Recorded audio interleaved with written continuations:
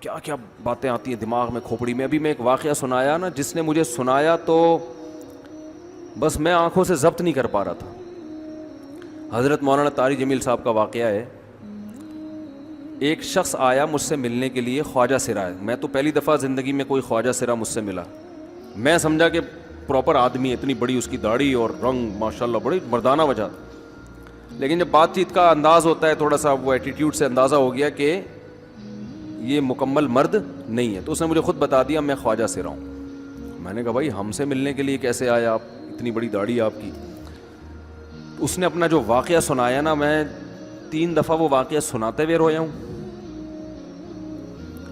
اور جب وہ سنا رہا تھا اس وقت میرے آنکھوں سے آنسو نکل رہے تھے. اس نے یہ ابھی بھی میرا بیان سنتا ہے وہ. اس نے واقعہ سنایا کہ میں جب پیدا ہوا تھا نا تو میں خواجہ سرا تھا. گھر میں ایسا بچہ پیدا ہو جائے والدین کی طرف سے عزت نہیں ملتی.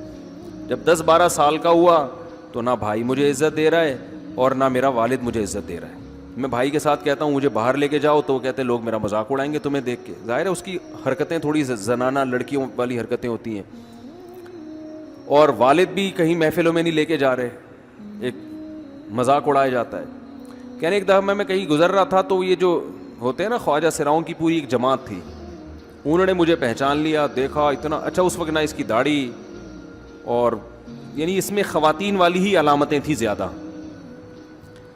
تو انہوں نے مجھے کہہ رہے اتنی عزت دی, کھانا کھلایا اور اپنے گرو کے پاس لے کر گئے. اور گرو نے کہا کہ تم ہمارے ایجنٹ بن جاؤ, ہم تمہیں پھر اب ڈانس ماس کروائیں گے, آدھے تمہارے آدھے ہمارے, جو بھی اس کا سیٹ. کہہ رہے مجھے پہلی دفعہ کہیں عزت ملی. تو لیکن میرے ابا کو پتہ چل گیا تو ابا نے لا کے طبیعت سے کوٹ دیا, ٹھیک ہے نا, کہ دوبارہ ان میں نہیں بیٹھنا. ٹھیک ہے ہم نے توبہ کر لی, بھائی یہ برے لوگ ہیں, ڈانس ماس اچھی چیز نہیں ہے, ٹھیک ہے. تو اب کیا ہوا, کہتے ہیں کہ پھر جو ہے نا کچھ دنوں میں کہیں کسی سے جھگڑا میرا ہوا کسی بات پہ, تو اس نے انتقام لینے کے لیے شکایت لگا دی ابا کو کہ یہ دوبارہ ان کے پاس گیا. حالانکہ وہ جھوٹی شکایت تھی. اب ابا کو لگا کہ یہ صحیح کہہ رہا ہے جس نے شکایت لگائی ہے, کیونکہ شبہ تو تھا نا ابا کو دوبارہ جائے گا. ابا نے پھر مارا. تو کہہ رہے ہیں میں بول رہا ہوں کہ میں نے یہ کام نہیں کیا, میں نہیں جا رہا ان کے پاس, میں نہ ناچ گانا سیکھ رہا ہوں, کچھ بھی نہیں. لیکن ابا نے اس کی باتوں میں آ کے انکوائری نہیں کی ہوگی پوری, وہ سمجھے ہوں گے کہ بھئی ایسا ہی ہے. تو ابا نے پھر کٹائی لگائی.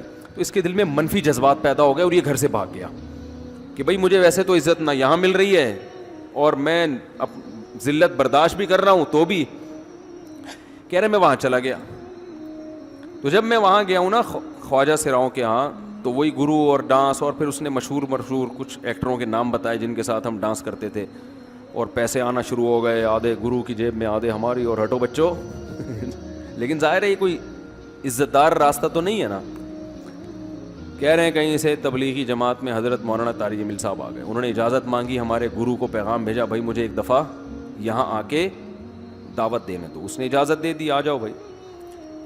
بیان کیا, ان کو سمجھایا بھائی یہ زندگی نہیں ہے, اللہ کی سیروزے کے لیے بہرحال ترغیب دی. کہہ رہے ہیں میں تیار ہو گیا, باقی لوگ تیار نہیں ہوئے, میں تیار ہو گیا. کہہ رہے میں نے گرو سے اجازت لی, اس نے کہا جاؤ لگا لو سیروزہ. تو کہتا ہے کہ جب میں حضرت کے گھر پہ گیا ہوں نا, تو حضرت پہلے سے دروازہ کھول کے ایسے انہوں نے دونوں بازو پھیلائے ہوئے تھے استقبال کے لیے, پہلے سے کھڑے ہوئے تھے علماء کے ساتھ. کہتے اتنے مشہور آدمی, اتنی بڑی سیلیبریٹی, اور اتنے بڑے بڑے علماء, ان کی پگڑیاں, ان کے اتنا خوبصورت لباس, جو خود عزت دار لوگ ہیں. کہہ رہے ایسے جو ہے نا میرے استقبال کے لیے دونوں بازو پھیلا کر کھڑے ہوئے, اور ایسے مجھے بیٹا بنا کے نہ اپنے سینے سے لگایا کہ تو میرا بیٹا ہے. کہہ رہے خدا کی قسم مجھے زندگی میں پہلی مرتبہ کسی سے پہلی مرتبہ ایسی عزت ملی مجھے کسی سے, اور اس عزت دینے میں مولانا کا کوئی مفاد,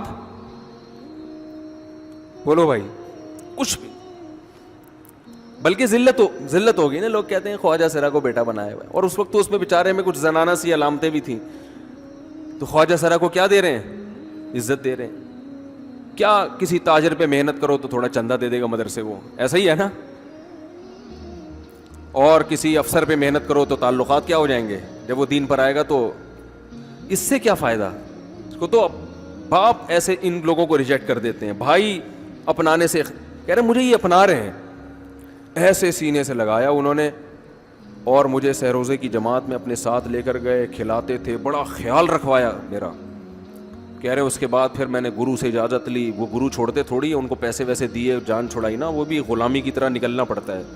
پیسے دیے پتہ نہیں کتنے لاکھ یا کتنے ہزار روپے. وہاں سے پھر نکل کے 4 مہینے اس میں بھی خیال کیا. تو پھر تبلیغ کے بزرگوں سے ملا, پھر انہوں نے پورا مجھے بتایا کہ بھائی تم یہ علاج کرو تاکہ تمہارے اندر یہ زنانہ علامتیں ختم ہو. تو وہ علاج کر رہا تھا ماشاءاللہ, اس انجیکشن لگے, انجیکشن میں ڈاکٹروں کی بھی مدد کروائی.